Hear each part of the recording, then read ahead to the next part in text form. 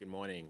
I just want to ask about the NSICOP report, and my question is for Deputy Prime Minister Chrystia Freeland. The report describes behavior that might constitute treason, and yet we've seen no charges. Does that concern you? Thank you for the question. I want to start by thanking the committee and the chair, David McGuinty, for their very serious work on this.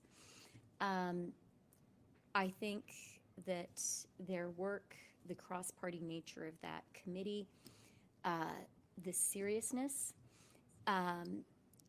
with which they have approached this, the real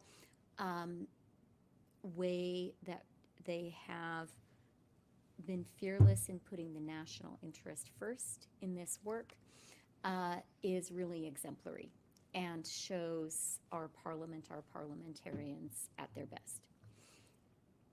Our government takes foreign interference extremely seriously. I think your question is an important one because the findings of the committee are concerning, and they should be. As the Minister of Public Safety has said, we have confidence in our law enforcement bodies to do their job.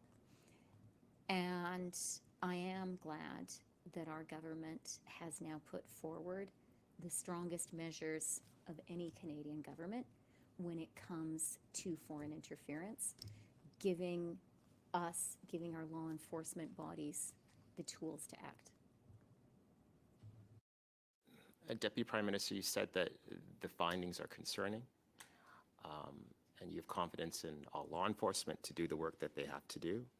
I guess I would ask, doesn't the public, though, have a right to know who these parliamentarians might be, especially as we approach an election sometime soon, possibly this year, possibly more than likely next year?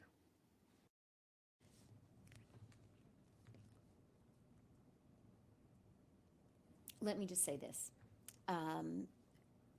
We take foreign interference really, really seriously, and I'm just going to speak personally for a minute. Having worked in authoritarian regimes myself, I take the fight in the world right now between democracy and dictatorship really, really seriously. And I think it's moving to a new level. And I think Canadians should not be naive about the fact that one of the objectives of authoritarians around the world is to undermine democracies. They want to make us think that democracy just doesn't work, and they want to show their own people that they should accept authoritarian leadership because democracy isn't fit for purpose in the 21st century. So I think all of us should take foreign interference really seriously. As Canadians, we should be really vigilant about defending our democracy.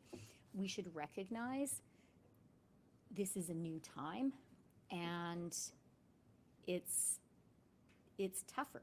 The global environment is more challenging than it has been in the past. I think the fact that we have this committee, that the committee has done such a serious job, that it has been a cross-party committee is really important and is real progress. I think the fact that we have put in place legislative tools that give us more of an ability as a country to fight foreign interference is important too. And I do really want to emphasize it needs to be law enforcement that takes the steps and takes the actions.